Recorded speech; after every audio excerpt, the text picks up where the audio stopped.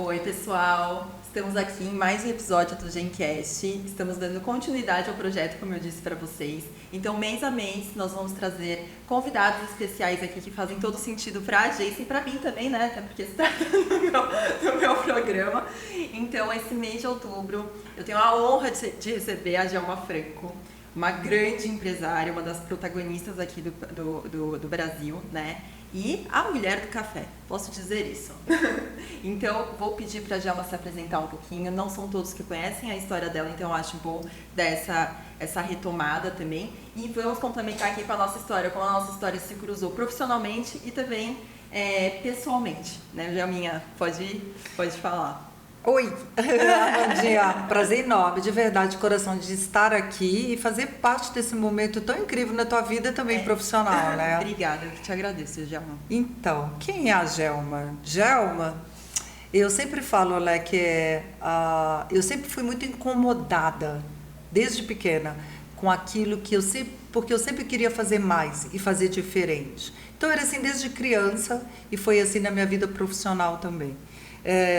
Eu tenho uma história interessante que agora eu estou voltando a lembrar disso e eu falo como que isso foi importante até na minha tomada de decisões. Eu era muito nova e eu me lembro que a minha família é uma família grande, de muitos irmãos, nós éramos em 8, então, e eu estava no meio do caminho ali da família, não tinha como se despontar muito. Mas eu lembro que eu estudava numa escola particular, mas eu achava a escola muito ruim. Eu achava a escola ruim e eu já lia muito, eu achava que eu queria mais. E aquela escola não me trazia mais. E eu apliquei com 12 anos de idade para uma escola militar que tinha no meu bairro. E o meu pai e minha mãe, aliás, a minha mãe foi lá só para assinar, porque eu apliquei, eu fiz a prova, passei e fui estudar numa escola militar, porque eu achava que muito bacana que as pessoas ficavam muito bem uniformizadas. Foi pelo look.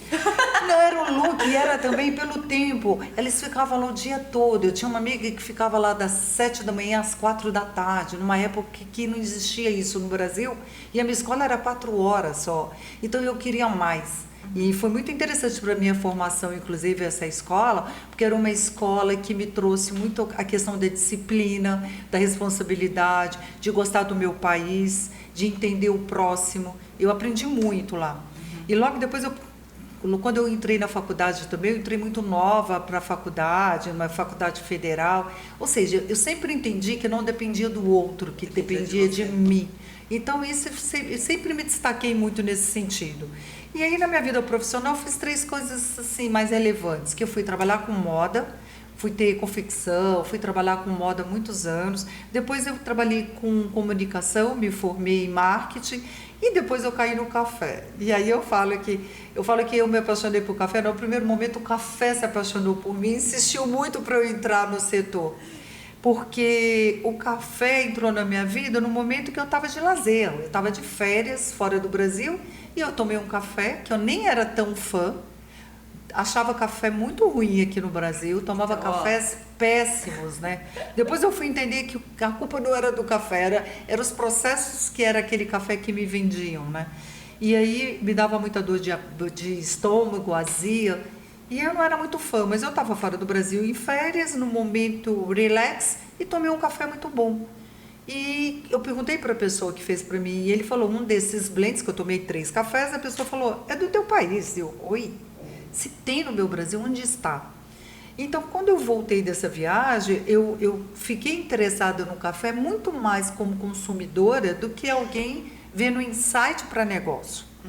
Mas quando eu comecei a procurar e nada que eu tomava, já morava em São Paulo, me remetia àquela referência, àquela memória olfativa, gustativa muito boa que eu tive nessa minha viagem, e eu entendi que podia ser um negócio. Por quê? Porque a gente tinha um país que era, primeiro, o maior produtor de café do mundo. Nós tínhamos aqui pessoas interessadas em tomar café, porque nós já éramos o segundo maior consumidor de café do mundo. Por que não tomar o café bom? Por que esse café bom não ficar aqui? Então, assim, nessa indignação e nessa curiosidade, eu entrei para o setor do café. E aí eu entrei, e assim, quando eu falo que o café se apaixonou por mim primeiro, porque veio bater na minha porta para fazer um evento de cafés especiais no Brasil. Na minha agência, eu fui procurado por uma associação que falou: a gente quer fazer um evento de cafés no Brasil. Oi, mas café de quê? Cafés especiais. E aí eu fui em loco conhecer as fazendas que faziam esse café, a associação que cuidava desse movimento que eles queriam fazer.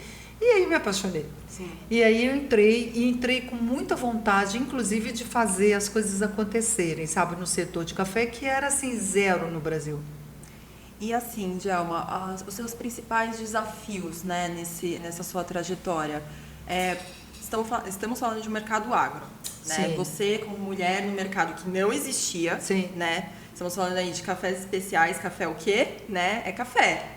Você conheceu a história do café especial fora do país. Exatamente. Né? Trouxe essa referência para cá. E aí, como que foi esse o andar da carruagem, né? Para desmistificar isso dentro do país? Porque a gente entende o vinho, por exemplo. O vinho tem toda a questão da degustação, a gente entende que existem vários tipos. Mas e o café, né? O café não é nada café do que a maioria ainda do brasileiro entende como café, tá? Imagina isso há 21 anos atrás, que era mais zero ainda, era tudo mato por aqui. Então, a primeira coisa, assim, eu tinha vários desafios. Aí, já deu match, o café se apaixonou por mim, eu me apaixonei por café, e agora? Tá. Então, eu tinha 3 desafios quando eu montei o Illy Barista Cafés Especiais. O primeiro deles era, onde estão as pessoas que vão trabalhar comigo? Onde eu vou buscar esses profissionais? Não existia programa de TV, não existia faculdade de gastronomia que cuidasse da matéria chamada café como deveria ser, não tinha nada. Então eu tinha 3 desafios, os profissionais que ir para trabalhar, o mercado, como é que eu ia divulgar que eu existia para esse mercado, e o fornecimento. Né? Esses 3, assim. Então, era tudo zero mesmo. Mas aí, assim, além disso, tinha uma coisa que o mercado de cafés no Brasil era dominado por homens. Né? Tanto no agro, tanto nas fazendas de café, como também as poucas cafeterias que já existiam, era um negócio masculino. Inclusive, rede de cafeterias que já tinha em São Paulo era homens. Né? E aí chega eu, que não era do agro, querendo fazer e já fazer cafés especiais. E já fazer, eu gosto de contar, inclusive, que a minha preocupação era tão grande, inclusive, com o brand, que eu fiz uma identidade visual, um manual de identidade visual em 2002. Imagina, e hoje 2002. As pessoas, às vezes, falam assim, poxa, era tão estranho, porque às vezes a pessoa abre o empresário, ele é empreendedor, ele quer fazer, ele abre o negócio, depois ele se preocupa com a marca, com o logotipo, com a identidade visual. Não. Eu pensei, registrei o nome no NPI, é uma boutique de cafés especiais. E quando eu chamei alguém para criar, eu dei um briefing tão bem resumido e tão claro que ele não teve dúvidas no que tinha que fazer. Então, eu acho isso muito legal, contar isso, inclusive, com uma dica. Quer fazer algo, se preocupe com a marca, se preocupe em criar o branding, se preocupe em ter a identidade visual que vai te acompanhar. E é o que nos acompanha até hoje, ainda.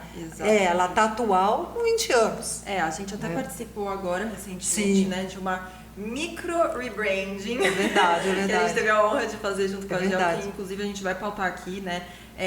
Então, essa importância do branding na questão de trazer a alma. Sim. Tinha a alma desde o início, tinha a Gelma desde o início. Nasceu antes de abrir a loja física. Olha isso.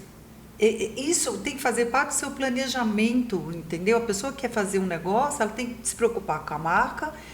Qual é a história que eu quero contar? Qual que é o legado, né? Qual é? Para que eu estou aqui? O que eu quero passar com esse logo? Sim. E é muito legal, porque as poucas referências que tinha de marca de café na época, eu me lembro que eu bati muito o pé nisso com a pessoa. Eu falei assim, olha, na nossa reunião eu falava muito assim, olha, eu não quero um grão de café deitado, todo mundo usa esse grão. Eu quero um grão de café em pé. Mas como que você fez? Mas como que você quer o grão? E outra coisa, eu gosto de música, eu gosto de instrumentos musicais. E barista, para mim, é o que representa a palavra barista, é um grande maestro que rege aromas e sabores de um café. Eu quero que tenha tudo a ver com música. Então, quando a pessoa me apresenta uma clava de sol, que ao mesmo tempo era uma fumaça saindo de uma xícara, eu falei, é isso. É isso. Porque, e era um refinamento que é até hoje, porque a gente conseguiu colocar esse grão em pé, né? Fugindo do deitado, sai do comodismo, é algo refinado, tá me mostrando uma coisa que leva muito mais para o horizonte, Sim, né? pra cima, né? Que para cima. Então, eu acho que a gente tem que se preocupar com isso. E eu tive essa preocupação. E isso é investimento. Sim. É investimento na marca, é investimento no conceito, porque eu já queria fazer algo perene. Eu não pensei em ter algo que fosse para um ano para eu testar. Eu já comecei sabendo que ia ser algo que ia para perpetuar. E num conceito que era inovador. Então, as dores, doeu muito fazer no princípio. Por quê? Eu tinha que ir nas fazendas convencer os produtores que eu queria comprar esse café especial e deixar no Brasil. Mas os poucos que já faziam café especial só exportavam. Ele falava, mas ele não sabia fazer nota fiscal para me entregar esse café no Brasil. Porque ele entregava para os grandes trades e o trading fazia tudo. Então ele falava assim, mas como é que eu vou te entregar esse café? Eu falei, você tem que fazer numa saca, tem que fazer assim, tem que tirar uma nota. Então eu tive que ir na origem, ensinar o trabalho para depois eu ter esse fornecimento. Como desenvolver pessoas, desenvolver mercado, desenvolver fornecedor. Então foi muito doloroso. Mas eu vejo hoje em dia que eu abri portas para muitas pessoas e outras empresas que chegaram depois de mim. Inclusive a palavra barista, que tem uma curiosidade que eu quero que você conte, que isso é a cereja do bolo aqui. Então, quando eu trouxe e fui registrar, que é nos órgãos competentes que é o INPI, passou tranquilamente, porque ninguém sabia o que era isso. 5, 6 anos depois que foi surgindo o dicionário. Para quem não sabe, dicionário é o avô do Google. É o avô do Google, era o dicionário à mão, Aurélio, papel, e que lá não existia essa palavra, né? E eu fui procurada depois para o Ministério do Trabalho, dos órgãos competentes, para ajudar a escrever a lei e a como que definia a profissão barista. Olha isso. Então, assim, eu ajudei a criar essa profissão no Brasil. Ela já existia na Europa, Estados Unidos já estavam fazendo, mas que no Brasil ninguém sabia nada. Era uma palavra. Não existia como profissão, como conceito. Então, eu ajudei a criar isso, as normas que regem a profissão, o dia do barista, inclusive, tá? E a gente conseguiu também, por quê? Porque desde o princípio eu entendi o seguinte, eu preciso trazer pessoas interessantes para trabalhar comigo. Mas essas pessoas interessantes estão em alguns lugares, por que ela viria para um negócio novo? Eu tinha que glamorizar a profissão. E aí a gente trouxe para o Brasil o primeiro concurso, o primeiro campeonato de barista do Brasil. Depois, sabe, a gente ramificou, fomos criando vários campeonatos de barismo e fomos dando prêmios, mostrando que podia sair na TV, na revista, trazer isso para... você vai ganhar um prêmio que você vai ganhar uma viagem para a Itália, uma viagem para competir pelo Brasil. Então, ou seja, mostrando interesse de um profissional mais competente, mais apto, inclusive para a gente ensinar a profissão, como também para a imprensa e formadores de opinião. Bom, e agora eu queria fazer uma pergunta sobre a diferença, né, para especialista, para a Gelma, sobre a diferença entre o café especial e esses cafés que a gente acaba encontrando de saco, do supermercado, e até mesmo as cápsulas, né? Existe essa diferença. Ela não é só que nem ela disse no início, aquele café que dá gastrite, por quê? Né? Principalmente eu sou a rainha da gastrite e realmente ataca. Então, assim, Gelma, qual que é a diferença, então, de um café especial, principalmente do barista, para um desses tradicional? Exato, que a gente encontra aí facilmente, né? Existe uma diferença, sim. Café especial é um conceito, mas ele está dentro de uma... Se pensarmos no café, no consumo de café, como se fosse uma pirâmide, na base dessa pirâmide a gente tem os cafés considerados tradicionais. É o cafés que não tem tanto cuidado no beneficiamento, nas escolhas, não vem só de uma origem, é tudo misturado e tem defeitos, incluindo, que é considerado café, mesmo assim, é pedra, palha, até coliformes fecais, gente, até isso já foi encontrado em cafés, inclusive asinhos de insetos. Ai, que delícia. Então, por quê? Porque eles entendem que mesmo pequenos defeitos isso pode estar no café. Mas esses cafés bichados e com problema, que te dá azia. Por quê? Porque é muito torrado, ele traz defeitos que vai prejudicar seu organismo. Mas, infelizmente, a gente não tinha referência de qualidade. Então, você não tinha referencial. Então, você tomava aquilo achando que aquilo era café. E aí, coloca açúcar, adoçante, por quê? Café, baixíssima qualidade. Você não sabe o que é qualidade e você entende que é bom colocar açúcar e adoçante, porque você precisa tomar café.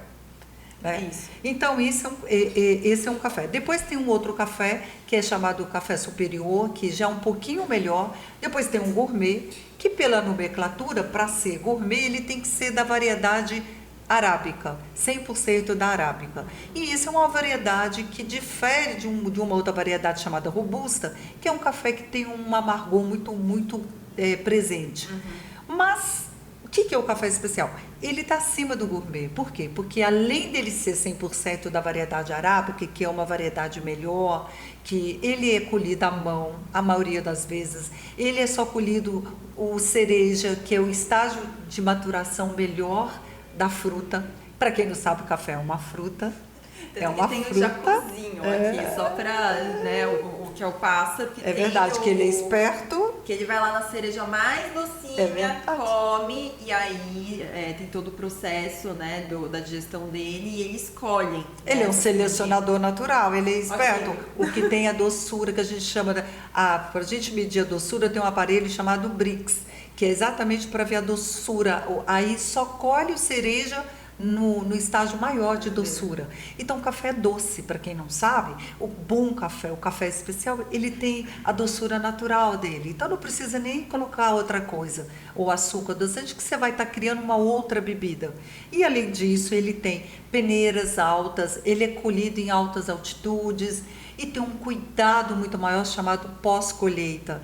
Como esse café ficou no terreiro, como ele foi seco, quantas vezes ele foi mexido ali na terra, quem cuidou desse café, cadê a rastreabilidade desse café. Então tem vários detalhes que fazem com que esse café seja especial. Além disso, tem os microlotes, que eu sei exatamente o talhão da fazenda que foi feito aquele café.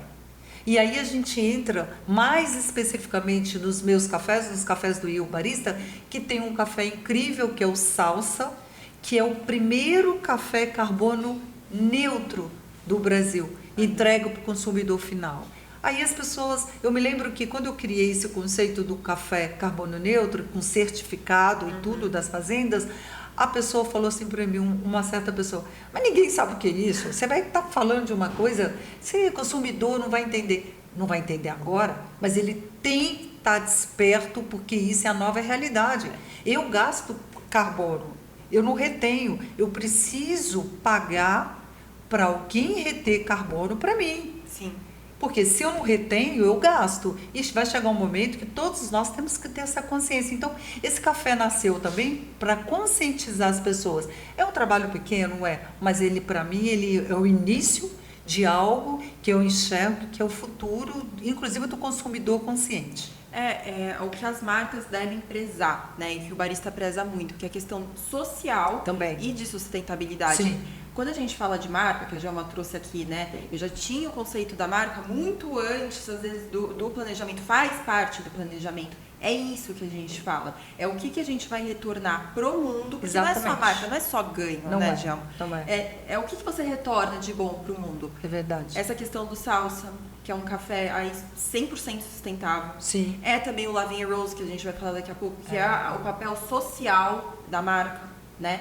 E aí a gente tá, né, trazendo, Salsa e Lavigne Rose. Uma é música e outra é estilo musical. Verdade, Todos os cafés do barista são estilos musicais. Você tem o bossa, você tem o salsa, tem o ópera, você tem o ópera, o jazz, tem o ópera maravilhoso. Tem um bossa, tem um soul. Né? Então, assim, e cada um deles é muito interessante, né? É como se fossem filhos, cada um depois tem vida própria. Eu tenho cafés que têm vida própria, eu tenho ópera que tem vida própria, eu tenho clientes que tomam ópera há 20 anos, que foi o meu primeiro café que eu desenvolvi o perfil de torra e tal. Então, eu falo que é um trabalho muito cuidadoso, que a gente faz assim, que não é só pensando na marca e no sentido de mercado capitalista, não. Eu quero que cada um desses cafés ele tenha assim, ele tem tanta identidade que às vezes é até difícil, inclusive quando você fala assim, vamos criar uma campanha maior, mas você fala com qual deles, né? Porque cada um deles tem a vida, que nem o Lavi.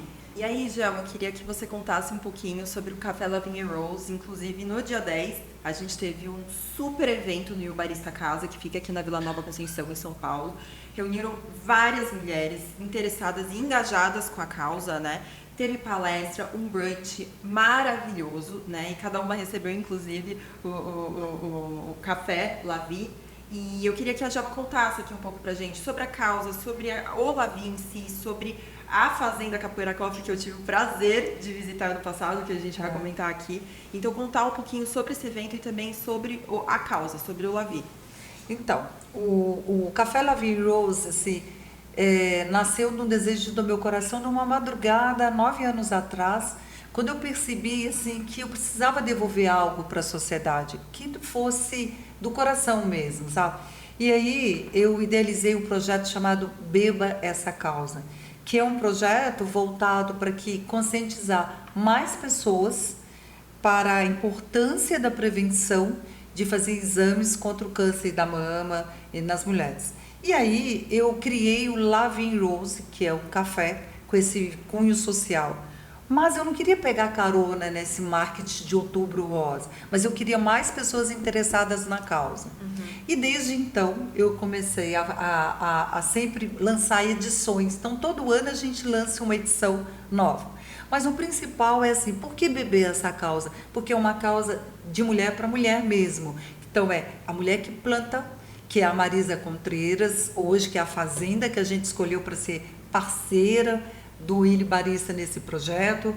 Ela planta o café, eu trago esse café para São Paulo, eu torro esse café, a gente beneficia esse café, a gente distribui esses cafés e trouxemos outras mulheres, inclusive para ajudar no engajamento, inclusive você, Amanda, que passou a ser embaixadora desse projeto com muita honra. Sim, que eu quis te convidar, porque eu vi brilho no teu olhar quando você foi com a gente na fazenda, entendeu o propósito da origem até o consumidor final. E aí a gente engajar mais pessoas para comprarem esse café. Porque esse café, parte da renda desse café vai para alguma entidade, né, que cuida ou da prevenção ou que abençoa outras mulheres em tratamento. E desde o ano passado que a gente tem como parceiro o Instituto Amor e Mechas, que é da Débora, que é a diretora, e que ela, inclusive, a gente levou ela junto na fazenda. Sim. E você vê como ela se emocionou, porque é um mundo também muito complicado, esse negócio de ONG, de institutos, tem que ver a idoneidade, ver as pessoas, se a pessoa quer usar só o seu nome para aproveitar da sua notoriedade, marca, ou da marca. Então, eu tenho muito cuidado com isso também. E eu vi no Instituto Amor e Mechas um bom parceiro para ser beneficiado com parte da renda da venda desse café. E aí é muito legal, porque a Amor e Mechas faz perucas e doa produtos de beleza para as mulheres que estão em tratamento. Porque é um momento que mulher não está pensando na vaidade, está pensando em se curar. Mas melhorar a autoestima dessas mulheres faz muita diferença, não, sabe? Até porque você está passando por uma fase terrível, a autoestima, né? Lá para baixo. Você não pode usar qualquer tipo de cosmético, são cosméticos exatamente específicos. E o cabelo é a vaidade, mexe com a vaidade feminina. Sim, e é peruca, gente, cabelo natural. Então, e por que o nome Lavigne Rose? Assim, eu te confesso que é uma música que faz parte da minha vida, mas eu não era assim, olha, por que essa música? Porque eu me lembro que eu li um livro que falava da vida de Edith Piaf, e quem escreveu a letra. E era após a Segunda Guerra, quando ela escreveu essa letra, e as pessoas estavam num período de muita depressão. Então depressão porque perderam entes queridos, ela inclusive tinha perdido o pai, depois perdeu um grande amor. Mas mesmo assim, ela entendeu que a vida podia ser colorida, que podia ser rosa. E que a vida tinha que ter mais amor. E a gente entende também que café é uma forma de demonstrar amor. Até o Matheus ontem, né, no nosso evento, a gente estava conversando sobre essa questão do café e ele falou... Mas café é amor. Café é amor. E café é amor mesmo. E eu acho que a gente passa isso, né? Tanto no evento de ontem, tanto lá vi. Então, dos anos para cá, eu também comecei a querer falar mais. Antes eu achava assim, as pessoas vão achar que é marketing pessoal, ficar falando de um café social. Não, a gente precisa conscientizar. E eu, por ser uma voz importante no meu setor, eu acho que precisa falar isso mais, para reverberar. E a gente viu isso ontem no evento. Quantas mulheres que ficaram impactadas um pouco, é um pouquinho, cada um fazendo um pouco, a gente vai mais longe. Não, com certeza. E realmente foi um evento incrível que até, né, depois a gente conversou nos bastidores, do brilho do olho das pessoas que estavam lá. Verdade. E do que elas levaram depois, né?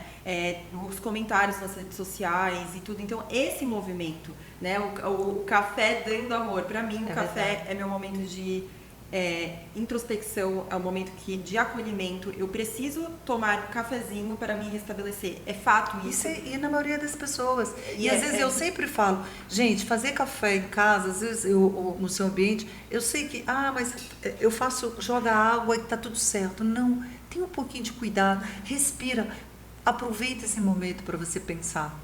Ou para reprogramar alguma coisa lá dentro, né? Então, eu acho que o café é muito isso. E a gente vem vivendo cada vez mais nesse momento da vida de todos nós, que a gente precisa ter mais resiliência, a gente ter mais empatia com o outro. Exato. E também, eu acho que o café, no meio disso tudo, me fez pensar algumas coisas, sabe? Porque como empresária e empreendedora, uma briga com a outra o tempo inteiro. É uma briga constante. Uma quer gastar dinheiro, a outra não quer, a outra acha que é importante, isso agora não. Mas o que eu acho é que no meio disso tudo eu estou deixando algo muito maior que o café me trouxe, né? Que é conectar as pontas. Isso eu acho que eu sou um veículo que conecta as pontas, o campo com a origem, sabe? A origem com o consumidor final, mas também assim, o que eu estou trazendo para as pessoas, né? Levando um café de qualidade, mas levando uma vida também de qualidade. Porque eu falo que o mais importante da marca, e a gente fala porque você tem um podcast muito voltado para isso, atrás de uma marca tem uma persona. Tem que ter uma persona. E foi aí que a gente entrou você pode até me corrigir, há uns 2, 3 anos atrás. Antes, né? Antes da pandemia. Foi antes da pandemia, foi um momento sim, um pouco sim. inclusive nada acontece por um acaso, que a Djalma trouxe a ideia para dentro da agência de atrelar o nome dela, vincular oficialmente o seu nome ao Eu Barista. Tanto que hoje, dentro do Shopping Cidade Jardim, quem for frequentar lá vai ver a loja maravilhosa, lindíssima. É verdade. Que é Eu Barista por Djalma Franco. E o impacto disso, né, Djalma? Eu vou dizer, eu acho que assim, eu sou a criadora de tudo que está lá, dos produtos, do cardápio, do conceito das lojas, mas faltava as pessoas verem mais a cara de quem está atrás da marca. Isso para mim sempre foi muito interessante, porque eu já trabalhei com marketing, mas eu sempre achava assim, a gente olha para o umbigo, não é importante, a marca é mais importante. Não, quem está atrás? Quem está aqui? Quem idealizou? Quem pensou? Quem passou a noite sem dormir? Quem fica remoendo aquela conversa para falar, daqui vai sair algo legal ou não? Quem tem um feeling do negócio. Então, eu achei muito importante colocar isso. E veio também das pessoas muito próximas de mim, de família, de filho, da agência, de falar, isso, tem que colocar teu nome. Tem que colocar. Porque a persona, eu sou uma pessoa que tem storytelling.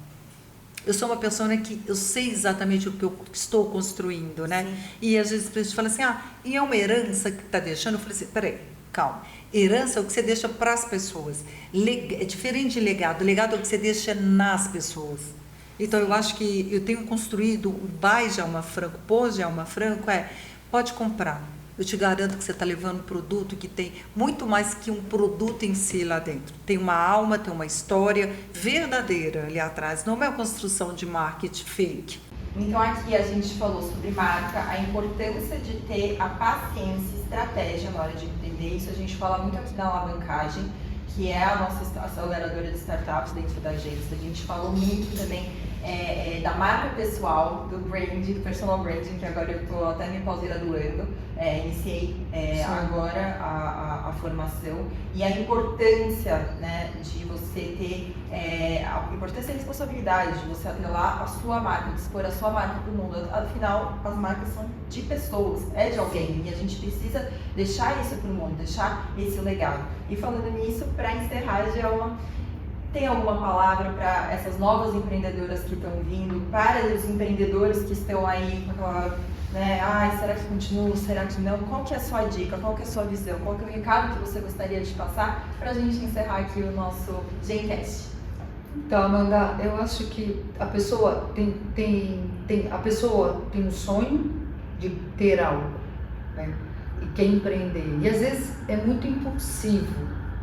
Não para pensar o sonho, já quer executar o sonho, mas tem que pensar, e pensar muito.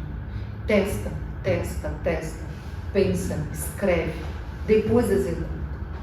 Porque muitas vezes a pessoa se frustra, às vezes ele é um bom empreendedor, mas ele se frustra na primeira, porque ele foi na impulsividade, quer fazer tudo tão rápido, não mitigou, não pensou nos riscos, nas oportunidades, se é o momento. Então assim, sonha, mas é um sonho pensado antes de executar. Eu acho que vale para qualquer profissão, qualquer negócio. Sonha, é legal sonhar, mas o sonho por si só é ilusão. Você tem que sonhar, mas para executar você tem que ter essa cabeça muito pensada, de escrever tudo, escreve, executa, testa antes de executar. Exatamente. E eu queria agradecer a sua participação aqui, do seu tempo, disponibilidade, que a gente sabe que o tempo é curto, mas te agradecer demais pelas palavras. Eu tenho certeza que vai atingir aí pessoas que tem que escutar, né? A gente sabe disso. Então eu queria te agradecer mais uma vez de estar aqui comigo, por conceder seu tempo, e também para convidar quem assistir aqui o podcast a tomar um café, meu barista, comigo, com a Djalma, meus clientes. Tá bom, muito obrigada, Djalminha. Obrigada a você. Obrigada.